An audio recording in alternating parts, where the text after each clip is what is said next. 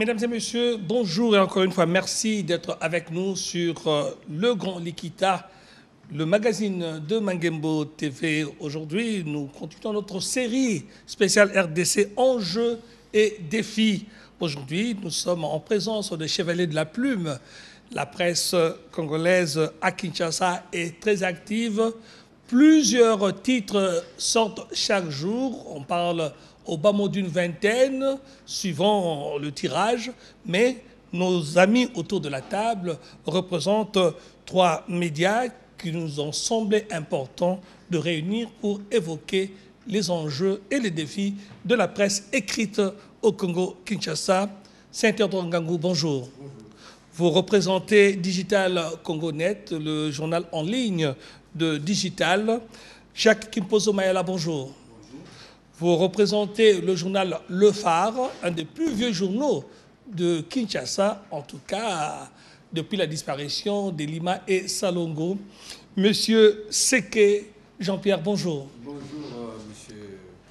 Vous représentez l'Observateur, un des journaux un peu poil à gratter de la ville de Kinshasa. Avec vous, donc, nous allons parler des enjeux et de la place que va occuper la presse écrite au Congo-Kinshasa. Est-elle en mesure de rivaliser avec l'audiovisuel qui a envahi tout l'espace? Monsieur Ngangou Théodore. Comme on dit toujours, celui qui a fait déjà un pas peut en faire encore un autre. Et la presse écrite a montré lors des élections de 2006-2016, pour ne parler que de ce fait, qu'elle était capable, qu'elle était en mesure d'accompagner le processus des élections. Jacques Bozo. Malgré la montée de la télévision, la presse écrite a toujours sa place dans le monde des médias, ici comme ailleurs. Jean-Pierre Ségué. Oui, je rejoins tout de suite mes deux co-débatteurs. La presse écrite a sa place et elle aura toujours sa place dans le giron politique national et même international. Mais est-ce qu'elle n'est pas un peu élitiste? Est-ce qu'elle est abordable? Est-ce qu'elle est à la portée de cette population quand sur la télévision on vous propose un patchwork du français et du lingala et que la presse écrite reste quand même essentiellement francophone? Mais vous savez, votre question est pertinente. La presse écrite, elle est élitiste, mais elle doit l'être, papa. Qu'est-ce que vous voulez qu'elle soit d'autre? Il n'y a que les gens qui ont étudié, les gens qui peuvent se procurer l'exemplaire, qui peuvent et les gens qui comprennent l'importance du journal, qui peuvent, n'est-ce pas, les lire. Ça n'intéresse pas naturellement tout le monde. C'est ça la différence, malheureusement. Oui, dans notre pays, la presse écrite ne peut être qu'élitiste, compte tenu du fait qu'il y a le facteur intellectuel qui intervient pour sa compréhension. Il y a un deuxième facteur, celui des moyens. Généralement, ceux qui ont le moyen ont effectivement un certain bagage, surtout au niveau de la classe politique. Oui, en fait, je crois que bien que la presse écrite, comme vous le dites là, est élitiste, elle n'en a pas l'exclusivité parce que dans l'audiovisuel aussi, il y a certaines émissions qui exigent de la part du téléspectateur un niveau quand même élevé de compréhension, un bagage intellectuel. Donc c'est un faux problème, mais pourquoi alors mettre un journal élitiste? Vous voulez accompagner le processus? Comment le reste de la population peut vous suivre dans ce que vous lui proposez comme analyse? Parce que c'est aussi la force de la presse écrite, de prendre le temps de maturer le sujet et de le coucher sur papier.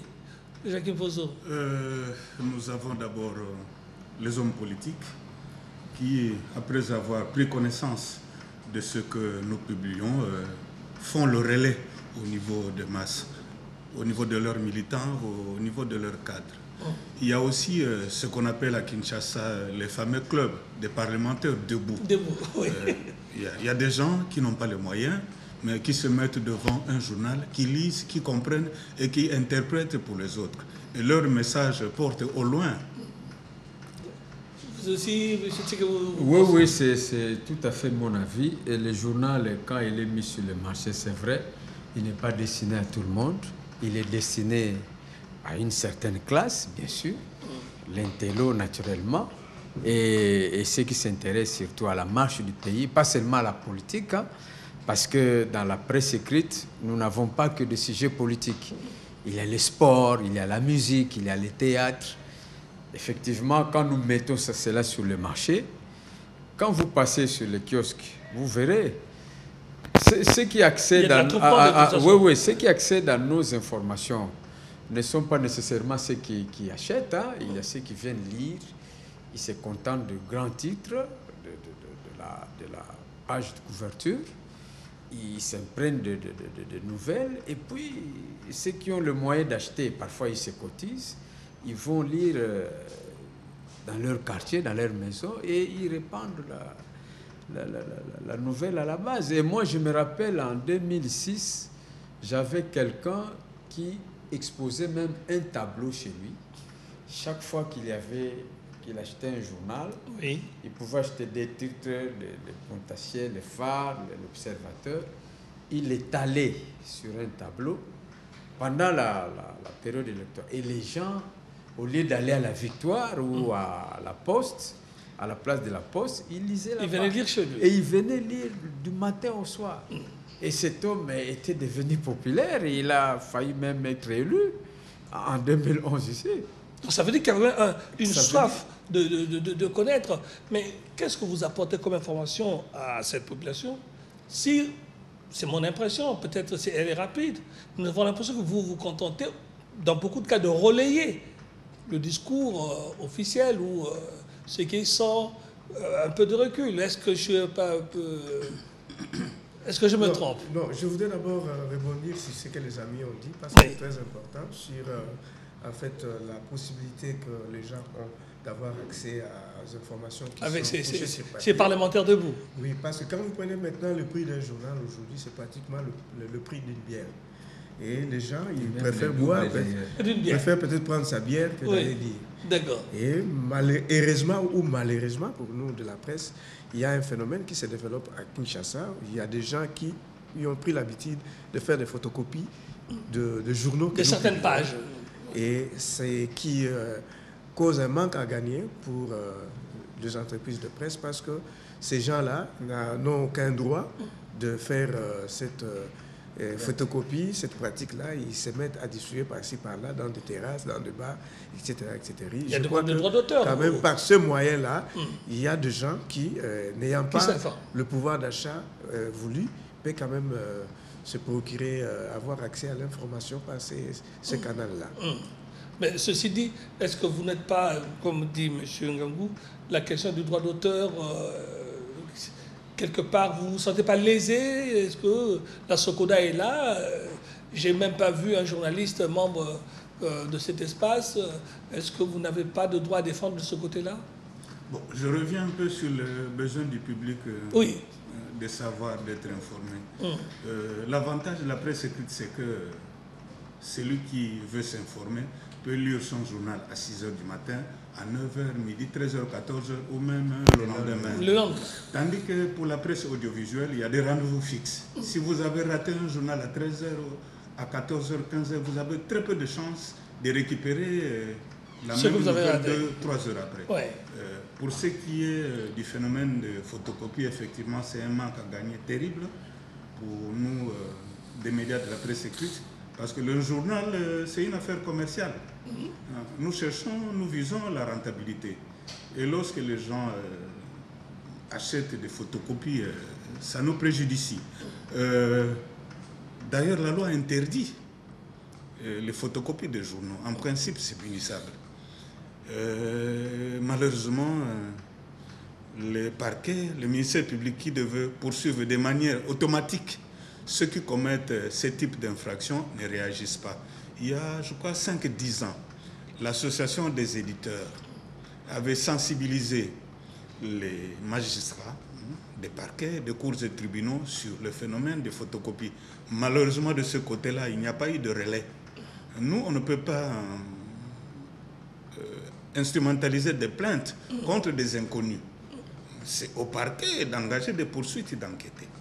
En tout cas, une chose est sûre, aujourd'hui, le tirage de vos journaux ne peut pas correspondre à une population qui a énormément grandi. La population de Kinshasa, c'est près de 10 millions de personnes.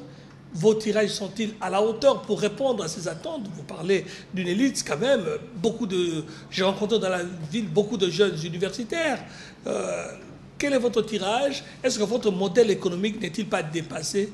Est-ce qu'il ne faudrait pas trouver le moyen, au moins, par exemple, de vous permettre de résister à la concurrence, par exemple, des journaux comme les Dépêches de Brazzaville, dont le prix est 5-10 fois moins cher que ce que vous proposez? Oui, vous avez raison de poser ces problèmes. Nous avons 8 millions d'habitants à Kinshasa. Quel est le tirage de nos journaux? Évidemment, je ne peux pas révéler le nombre, le taux de tirage. Mais ça a toujours été confidentiel, même quand j'étais je note quand même que nous ne produisons pas un nombre important comparativement aux journaux comme Le Monde, Le Figaro. Mais ça pourrait être une vraie réponse peut-être à vos problèmes économiques. Post, parce que d'abord, vous devez comprendre dans quelle situation évolue la presse écrite dans notre pays. Même la presse d'une manière générale. Vous-même, vous êtes de la presse, vous savez dans quelles conditions nous évoluons. Nous sommes une presse pauvre. Il n'y a pas de honte à les reconnaître. Et sous d'autres cieux, la presse, de manière générale, est subventionnée. La subvention, elle ne peut pas être directe. Elle peut être indirecte. Oui, par rapport au tirage. Par exemple, nous utilisons comme matière première le papier, le plaque, l'encre, et que nous importons. L'État devrait, de ce côté-là, favoriser, n'est-ce pas, donner certains avantages aux médias pour certaines facilités, pour les aider à amortir les dépenses. Ce qui n'est pas le cas. Et c'est pour cela que je profite de cette tribune pour lancer l'appel aux hautes instances du pays de penser à cet aspect. À un moment donné, le Parlement s'y est penché, mais je ne sais pas, les dossiers n'avaient pas abouti jusqu'au bout, je ne sais pas pourquoi, mais je crois que c'est un aspect très important parce que les citoyens ont droit à l'information. C'est un droit des citoyens. Ne pas donner l'information aux citoyens, à la population, c'est une infraction, c'est un tort. Donc l'État qui est censé gérer, n'est-ce pas, la cité, a le devoir, a la responsabilité de veiller au maintien, n'est-ce pas, au fonctionnement, n'est-ce pas, des médias. Oui, Jacques. Oui, je dois malheureusement reconnaître que dans ce pays, le journal est devenu un produit de luxe. Il est un produit de luxe simplement parce que son coût est très très élevé. Lorsque vous considérez les intrants qui entrent dans la fabrication d'un journal, papier, calque, encre, impression, tout ça, ça représente beaucoup d'argent. Donc on ne peut pas vendre un journal à moins de 2000 francs, donc de plus ou moins $2. Et par rapport au pouvoir d'achat de notre population, où on dit que c'est quand même $1 par jour. Oui, c'est beaucoup. Donc, quelque part, le public est défavorisé, mais il y a quand même une petite consolation de notre côté parce que celui qui achète un journal peut le faire lire à 20, 30, 50 personnes. Donc, l'audience est quand même grande par rapport au tirage. Mais ce serait pas mal de réfléchir à le rendre plus accessible. Je continue ma réflexion. Donc, le journal est déjà un produit de luxe. La télévision va devenir aussi un produit de luxe avec la numérisation. Donc, l'année prochaine, il n'y aura plus de télévision gratuite. Et vous sentez l'agitation du côté du public.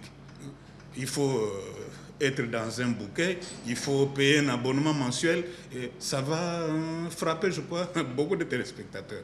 Donc le phénomène que nous sommes en train de déplorer au niveau de la presse écrite va toucher la télévision avec la numérisation. Donc voilà un sujet sur lequel on va revenir, oui. Oui, en fait, je voudrais dire qu'en ce qui concerne le tirage, ce n'est pas un sujet tabou. Nous savons que nos entreprises de presse en cette matière-là n'ont jamais dit combien ils mettent sur le kiosque, même sur le marché. À l'époque de Lima et Salongo. Hein. Mais cela ne signifie pas qu'on ne nous lit pas. Parce qu'en dehors du phénomène auquel j'avais fait allusion tout à l'heure, de papier, de photocopie, il y a encore un autre phénomène d'abonnement informel. C'est-à-dire, dans certains ministères, il y a des gens qui peuvent lire tout juste en ayant 500 francs par exemple. Ah bon? Donc, le petit vendeur de journaux, il va là-bas, à 8h à 1h précise, il laisse le journal, il le lit et puis il revient, après il lui donne 500 $ et il récupère le journal, il part. Et là, ça devient des invendus pour les entreprises de presse. Eh oui. En donc, tout cas, vous connaissez, les Congolais trouvent toujours une voie de sortie devant pour chaque problème. Oui, mais cette voie de sortie, justement, vous apporte un manque en gagné. Alors, je pose encore une question toute bête. Il ne reste que pour cette personne aussi que dans la plupart des patrons de presse sont aussi des politiques. Comment eux qui peuvent à la fois voter et apporter des lois n'ont jamais pensé, par exemple, à sécuriser quand même les journaux? C'est quand même, vous le reconnaissez ici, sans subvention, il sera difficile pour nos presses, nos journaux, de continuer à faire leur travail. Bon, la plupart des patrons de presse sont des politiques, je ne sais pas, dans une certaine mesure. Oui. Parce que je sens la prudence oui, du journaliste là. Vous ne voulez pas avoir des problèmes de diffamation. Parce que mettre tous les éditeurs dans un même panier, ce n'est pas vrai aussi. Oui. Néanmoins, je reconnais... En tout cas, les chaînes de télévision, la plupart appartiennent à des politiques. Je reconnais, non, quelques-uns, pas la plupart, quelques-uns. Oui. Je reconnais que quelques... Mais on ne peut pas empêcher à un éditeur, à un patron de médias de se lancer dans la politique. Mais dans la réalité, en tout cas, sur 10, il y a au moins 2. C'est 2 sur 10 des patrons de presse qui sont dans la politique. Et quand ils y sont, ils délèguent leur pouvoir à des directeurs de publication ou à un comité de gestion qui gère.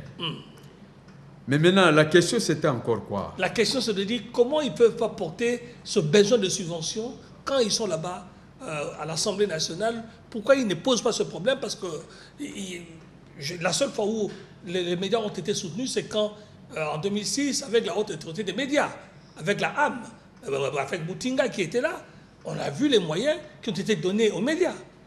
Bon, pour avoir une réponse à cette question, je crois qu'il faut même aller... dans l'historique de journaux. Parce que là, vous étiez en train de dire qu'il y a certains patrons de presse qui sont dans la politique. Donc ils peuvent défendre. Mais c'est né du fait qu'à un certain moment, vers les années où il y avait la dictature, entre guillemets, il y avait ce qu'on appelait la presse rouge. C'est-à-dire cette presse qui menait la lutte qui était au devant qui est au front dans qui la garde lutte. quand même sa couleur rouge, notamment certains journaux. Oui, et qui ne faisaient pas l'affaire des hommes politiques. Oui. C'est ainsi que l'idée est arrivée à certains acteurs politiques d'avoir leurs propres journaux qui les caresseraient dans le sens du poil, ou pour faire contrepoids aux journaux dits de la presse rouge. C'est ainsi qu'il y aura le phénomène presse verte pour représenter ceux qui étaient au pouvoir, c'était la presse verte, et celle de l'opposition, c'était la presse rouge. Alors, quand ces gens-là arrivent au pouvoir, leur objectif, ce n'est pas de soigner les journalistes ou de se faire l'avocat des journalistes. Et ne voient que leurs intérêts, c'est normal. En politique, ce n'est pas les sentiments. Ça veut dire qu'aujourd'hui encore... Ils vont pour leurs propres intérêts. Ça veut dire qu'aujourd'hui encore, justement, puisque j'évoquais ce cas, est-ce que la presse est impartiale? Est-ce qu'elle joue son rôle, oui, Jacques? Je voulais revenir sur la question de l'appui de l'État aux journaux. Il est prévu dans la loi de 1996 des dispositions relatives à l'aide publique, directe comme indirecte à la presse. L'aide directe, ce serait des subventions en termes de finances de l'État en direction de la presse. L'aide indirecte... Notamment pour l'impression. Je me rappelle qu'il y avait quand même une bonne part sur l'impression et même la paye des journalistes. Bon, à l'époque du parti État, le problème ne se posait pas. Ce sont les pouvoirs publics qui prenaient tout en charge. Moi, je suis un ancien de Salongo. Nous savons que c'est l'État qui mettait des imprimeries à la disposition des éditeurs, qui prenait en charge les salaires, les charrois, un peu tout. On était pratiquement une presse à papa. D'accord. Mais pour revenir à l'aide publique à la presse, je crois qu'il faut un front commun aussi bien à constituer par les patrons de presse qui sont dans les institutions, Sénat, Assemblée nationale, pour le lobbying en faveur de l'aide à la presse. Mais il faudrait également que les décideurs politiques pensent au fait qu'un journal joue un rôle social, de sensibilisation, d'éducation des masses. Je pense que quelque part, l'État lui-même devrait penser à soutenir les médias. Dans les pays développés, c'est de manière automatique, même si ce n'est pas dit sur tous les toits. Mais il y a une aide directe et indirecte de l'État en direction des médias qui sont assis, qui ont suffisamment de moyens. Malgré leurs moyens, on les aide. Bien sûr. Et a fortiori, nous, une presse pauvre, on devrait absolument bénéficier de l'appui de l'État en tant que service social. En tout cas, on peut espérer que les médias congolais, nos journaux ne vont pas disparaître, même si vous n'avez pas relevé le fait qu'aujourd'hui, les dépêches de Brazzaville, qualité de papier, qualité, même à qualité supérieure, qui est pratiquement bradée. Et vous, Jean-Pierre Séké, ça vous fait bondir? Bon, d'abord, avant de répondre à votre préoccupation, je voulais compléter mon ami de droite, M. Kimpozo, qui est un ancien de la presse. C'est quelqu'un qui a fait les années... Lui, il a dit qu'il est un ancien de Salongo. Vous êtes un ancien de Lima. De Lima, ok. À l'époque, laissez-moi le rappeler... Bondo et Solomon. Oui, à l'époque, laissez-moi le rappeler, le pouvoir public, l'État s'organisait pour aider les médias dans 3 pôles. Par exemple, à Bukavu ou à Goma, je ne me rappelle plus, il y avait une imprimerie de l'État où les journaux de ces coins-là, de Goma, Bukavu, allaient imprimer leurs journaux là-bas avec du papier, tous les matériels de qualité. Oui. Et ceux du sud, à Lubumbashi, il y avait aussi une grande imprimerie là-bas où tous les journaux du sud allaient imprimer leurs journaux. À Kinshasa, ici, c'était de même, des journaux comme Courrier d'Afrique, et Lima, ainsi de suite, avaient où l'État subventionnait. Et moi, je crois que le pouvoir actuel devrait prendre conscience de ça. Parce que personne ne peut me dire ici que sans la presse, comment l'État va fonctionner? Comment les actions de l'État seront connues de la population, du peuple, sans les médias? Sans les médias, le pouvoir n'existait pas. Et moi, je suis un peu étonné de voir que les autorités sont un peu insensibles à cette question-là, pourtant capitale. Moi, je me rappelle un jour quand les médias avaient décidé de décréter une journée sans journaux. Mais j'ai senti l'agitation. Alors cette agitation-là, ça ne leur a pas réveillé. C'est ça le problème.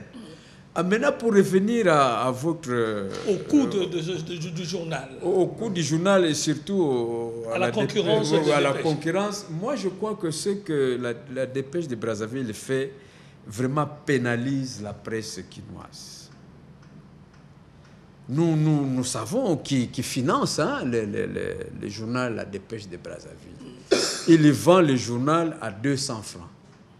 Évidemment, contre 2000 francs. Contre 2000 francs, le prix congolais. Des journaux congolais. Moi, je crois que... et je suis un peu étonné de l'indifférence des autorités qui s'occupent des médias. Moi, je crois je sais qu'il y a la libre concurrence, mais il y a aussi la loi. On doit aussi protéger l'industrie locale. Je crois que je ne critique personne, mais moi, je crois que la loi devrait être appliquée. C'est comme quand on a dit ici que les étrangers, et là on faisait allusion asiatique, ne devaient pas pratiquer le commerce des détails. Et je crois que la loi devrait s'appliquer à tout le monde pour que l'industrie locale, les entreprises locales vivent et soient protégées. L'État a aussi cette responsabilité, n'est-ce pas, de protéger l'entreprise locale. Parce qu'à travers cela, vous avez des Congolais qui paient l'impôt, qui vivent de cela, qui envoient leurs enfants à l'école, ainsi de suite. Et de ce côté-là, je crois que l'État, notre gouvernement sommeille un peu, et il est temps, je crois, qu'il se révèle. Oui, je reviens toujours au dossier des dépêches de Brazzaville. Il n'est pas normal que sur un marché concurrentiel, il y en a un qui ne respecte pas les règles du jeu.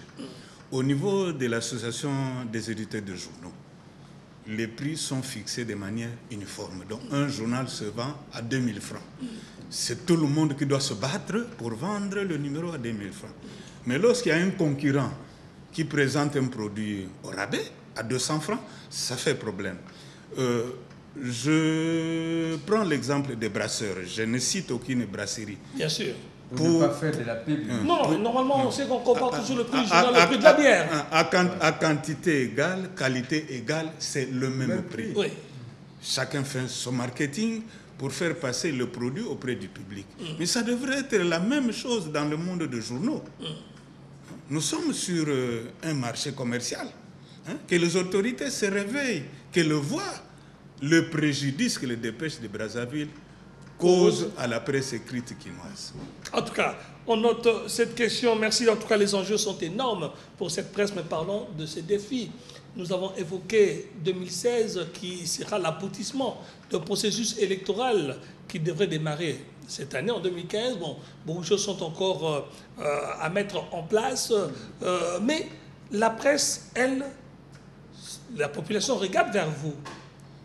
Est-ce que vous avez les moyens d'informer comme il faut cette population? Et s'il n'y a pas de sujet tabou et des analyses tabous que vous vous interdisez de faire? Je commence par vous, Saint-Théodore Ngamou. Oui, bon, effectivement, comme l'avait dit avant l'émission mon confrère Jean-Pierre Séké, les élections aujourd'hui en RDC, c'est parmi les grands enjeux. Et d'ailleurs, quand on parle de la République démocratique du Congo, justement, l'idée qui vient, c'est les élections parce que nous sommes justement à la veille de ces élections-là. Et la presse a beaucoup de problèmes, effectivement, en dépit de sa volonté, pour accompagner ce processus-là. Étant donné que, nous l'avons dit tout à l'heure, la presse n'a pas le moyen qu'il faut pour... Mais vous avez la plume, vous avez le papier, vous avez le stylo. Mais pour analyser, vous n'avez pas besoin d'autre chose. Mais le papier s'achète. L'encre s'achète. Oui, mais les sujets, moi ce qui m'intéresse, est-ce qu'il n'y a pas de sujet que vous interdisez d'aborder, Jacques Mpozo? En principe, il n'y a pas d'interdit. Nous avons plus ou moins de liberté dans notre manière d'aborder certains sujets. Mais lorsqu'on constate qu'il y a des médias qui étaient sanctionnés, par exemple, en janvier, pour avoir relayé des messages des politiciens qui n'étaient pas d'accord avec la révision de la loi électorale, ça nous fait peur. Nous nous demandons si dans ce pays, on accepte la diversité d'opinions. Si on accepte que ceux qui ne sont pas d'accord avec une certaine manière de considérer le processus électoral ont le droit de s'exprimer. Je pense que notre public a besoin d'être informé correctement sur le processus électoral. Et on ne peut pas informer correctement s'il y a des sanctions contre ceux qui pensent autrement que la majorité. Jean-Pierre Séké. Oui, c'est comme je l'ai dit au départ, les élections en RDC sont un enjeu majeur. On ne peut pas parler de la RDC aujourd'hui sans faire allusion aux élections. Et nous savons aussi qu'il y a toute une centrale électorale qui gère ces questions, qui est la CENI. Le journaliste, il est prêt et il est apte à donner des informations sur les élections. Mais il y a beaucoup de préalables. Les journalistes doivent avoir accès aux sources officielles, qui sont la CENI notamment, et ses différents compartiments. Tout comme le ministère de l'Intérieur aussi. Le ministère de l'Intérieur, mais en commençant par la CENI, bien sûr, et puis le Parlement qui vote des lois qui servent de soubassement pour la CENI. Est-ce que les journalistes ont accès aux infos, aux informations à la source? Ça, c'est une question que je pose comme ça en l'air. Oui. Je crois que pour certains, oui. Ça, c'est le premier de préalable. Deuxièmement, maintenant, quand le journaliste, parce que le travail du journaliste, c'est de récolter l'information, de le traiter et le diffuser, le publier pour ce qui est de la presse écrite. Vous avez dit, est-ce que vous avez posé la question de savoir si les journalistes avaient des interdits? Vous avez vu mon ami de droite exprimer certaines réserves. Oui. Et moi, je pense que le journaliste n'est pas au-dessus de la loi. Le journaliste, c'est un responsable. Il est responsable de ses écrits. Et moi, je sais que le journaliste, quand il écrit, il a ce devoir-là de bien de jouer à la sagesse, de savoir dire ce qu'il veut communiquer. N'est-ce pas? Oui. Mais c'est dommage que quand il dit certaines informations, quand il écrit certaines informations qui ne plaisent pas à certains courants d'idées, que ça pose problème après. Moi, je crois que, et c'est ici que je soutiens la suppression du délit de presse. Et moi, je crois que nous devons continuer à insister sur ces points pour que vraiment le journaliste soit libre de faire son travail. Parce que aujourd'hui, si la population a faim, il n'a pas seulement faim de la nourriture, il a faim, il a soif de l'information. L'information aujourd'hui, c'est une nourriture. Quelqu'un de sensé ne peut pas sortir de chez lui sans s'être informé. Et par conséquent, c'est lui qui est dans cette profession doit être protégé. N'est-ce pas?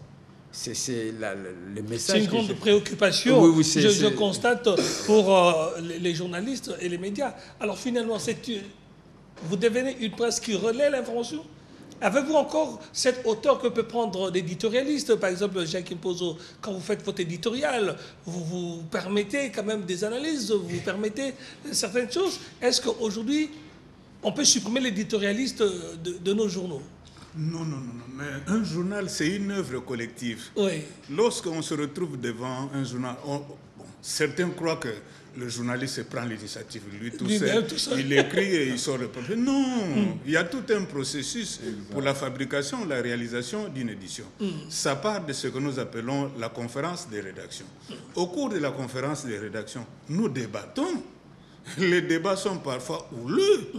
Le journaliste qui doit traiter l'information doit convaincre les autres, d'abord qu'il détient la vérité, qu'il a bien vérifié, croisé les sources, que ce qu'il va communiquer au public est vérifié, vérifiable, que ce qu'il va transmettre peut aider le public à comprendre.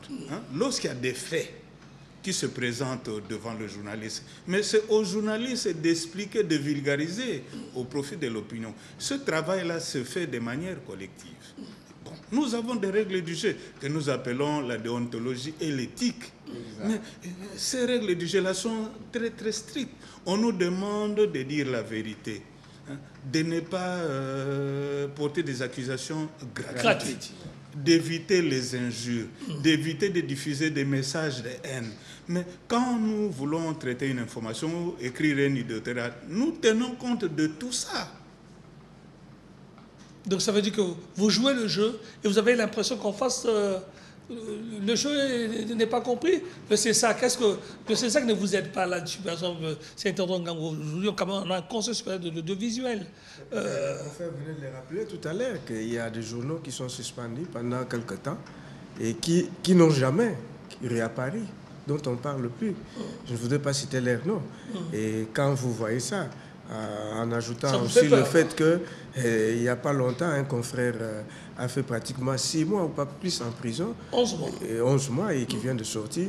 Je crois que... Mike Moukebaï pour oui, ne pas le citer. là, ce ne sont pas deux actes qui peuvent favoriser la liberté d'expression. Un travail serein. Alors justement, il faut quand même informer les Congolais, accompagner le processus électoral. Là, on a jeté des idées comme ça en l'air, mais est-ce qu'aujourd'hui, la presse écrite est prête et en mesure d'accompagner? Je prends des exemples simples. Il y a eu un calendrier électoral. Aujourd'hui, c'est le flou total. Je n'ai pas vu d'enquête. Personne ne nous parle de mal qu'on ne voit pas. Pas d'enquête. Pourtant, très très loin, à 8000 km, Jeune Afrique, chaque semaine, sort pratiquement les mêmes informations que vous vous interdisez de sortir. Merci pour la question. J'avais déjà au départ répondu à cette préoccupation de dire que la presse écrite était apte à accompagner le processus électoral, mais qu'il fallait des préalables, avoir les sources, avoir accès aux sources, etc.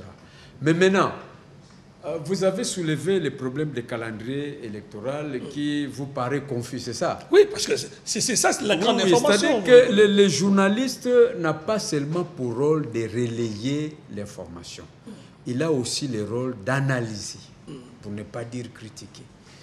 Aujourd'hui, moi, je crois que la centrale électorale du Congo est entrée un peu dans une sorte de confusion. Tenez, on a démembré les provinces concernées. Nous avons effectivement aujourd'hui 26 provinces. Et nous apprenons que, selon les calendriers publiés par la CENI, qu'on va organiser les élections des nouveaux gouverneurs, des gouverneurs de ces nouvelles provinces, le 6 octobre. Et la même CENI, dans son calendrier global, dit que les élections provinciales générales vont se dérouler au mois d'octobre de cette année. Alors, il y a là une sorte de confusion qui ne dit pas son nom. Oui, mais vous ne le relevez pas ça. Mais c'est ça, je suis en train de le relever. Attendez, monsieur Seké, je suis d'accord. Mais nous en échangeons. Mais moi, j'ai parcouru les journaux. Personne n'a dit, parce que les gouverneurs doivent être élus par les députés. Personne ne suggère, par exemple, qu'on attende les élections des députés. Et moi, je te dis que les journaux l'ont dit. Personnellement, je l'ai dit. Vous ne m'avez peut-être pas lu. Et moi, je crois que de ces point de vue-là, je ne suis pas d'accord avec la CENI. Il doit soit s'arrêter un moment pour revoir son calendrier et être réaliste. Parce que si on élisait les gouverneurs le 6 octobre, alors que les élections provinciales générales se tiennent au même mois d'octobre, combien de temps régneront ces gouverneurs de nouvelles provinces? Parce que les élections provinciales donneront lieu à la désignation aux assemblées provinciales qui, elles, vont aussi élire des gouverneurs. Mais, alors, vous ne trouvez pas qu'il y a une sorte de confusion qu'on ne peut pas admettre? Que moi je dénonce, excusez-moi de le terme, je ne suis pas un politique, mais je le dis en tant qu'analyste. Moi, je crois qu'on est en train de jeter de la confusion que notre peuple ne mérite pas. Oui, Jacques. Joseph, je voudrais vous signaler que dans le phare de ce matin, nous avons titré élection des gouverneurs de nouvelles provinces vers une crise de légitimité. Nous signalons justement le fait que les anciens députés provinciaux des provinces démembrées vont élire des gouverneurs pour un mandat dont la durée n'est pas précisée. Et ce type d'élection n'est pas prévu ni dans la Constitution, ni dans la loi électorale. Donc, et dans le dernier calendrier publié on se retrouve devant une monstruosité juridico-politique. Ce n'est prévu nulle part. On va élire les gouverneurs de nouvelles provinces. Pour combien de temps, on ne sait pas. Entre-temps, lorsque vous allez dans le calendrier de la CENI, vous constatez qu'on devrait également élire des députés provinciaux qui, dès qu'ils seraient installés, devraient également élire de nouveaux gouverneurs. Alors on se demande, les gouverneurs qu'on va élire en octobre, ils vont travailler pendant combien de temps? Donc, parce que l'année prochaine, peut-être, on va élire de nouveaux gouverneurs par de nouveaux députés convention. On se retrouve devant un méli-mélo impossible. Je prends un deuxième exemple. Le Parlement venait de boucler. Vendredi pour le Sénat, samedi pour l'Assemblée nationale. Une session extraordinaire qui était centrée sur la loi concernant la répartition des sièges dans ces provinces.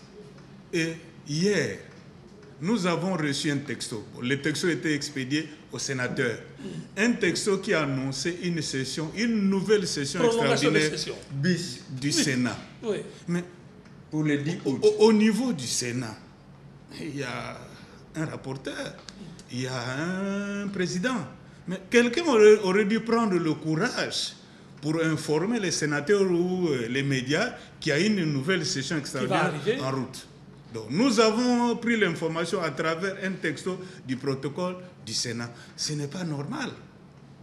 Ça veut dire que votre travail n'est pas facile, je comprends bien. Ce n'est pas du tout facile. Les canaux par lesquels vous devez être informé, d'abord vous, pour faire votre travail et le relayer. Et là, je terminerai parce qu'il nous reste très peu de temps. Saint-Héron Ngangou, il y a aussi un élément qui donne de la visibilité aux journaux, c'est la revue de presse. Parce que toutes les télévisions en ont une.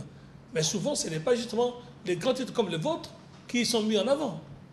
Si, moi je crois que nos revues de presse reprennent pratiquement tous les titres. Tous les jours, tous les titres. Oui, tous les jours. Et d'ailleurs, c'est parmi ce que la presse sait faire de mieux. C'est pas pour rien que... Est-ce que vous n'êtes pas choqué si les télévisions ne vous reprennent pas vos titres dans les revues de presse? Bon, là aussi, je voudrais relever une faiblesse. Je ne sais pas, est-ce que la faiblesse se trouve du côté de nous, les journaux, qui gérons les journaux, ou bien du côté des chaînes de télévision? Parce que quand je zappe dans les différentes chaînes, je n'ai pas l'impression que les chaînes de télévision font un effort. Parce que quand je vois le titre des journaux qui sont relayés dans la revue, et même par la chaîne nationale, je suis un peu, pas déçu, mais je suis un peu choqué. D'accord. Les journaux qui comptent, les quotidiens, qui relaient au quotidien, donc l'actualité nationale, parfois n'apparaissent pas. Parfois, le phare n'est pas là, l'observateur n'est pas là, le Pontacier. Donc, il y a toujours les le palmier, on voit le pouvoir, des titres comme ça qui n'ont pas... Mais excusez-moi, je ne critique personne, mais je crois qu'il est temps que les chaînes de télévision s'organisent pour aller aussi vers les journaux. Et moi, je ne connais pas une seule rédaction qui peut refuser à une chaîne de télévision qui veut faire la revue de presse d'avoir droit à 1 ou 2 numéros de journaux. Je ne pense pas. Donc la balle est dans le camp de... Pendant assez longtemps, le phare n'était pas cité dans les revues de presse. Depuis un certain temps, on nous relaie de temps en temps.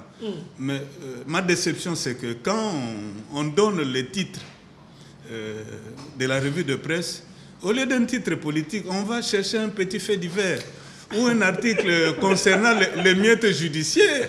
Mais nos lecteurs voient la manchette.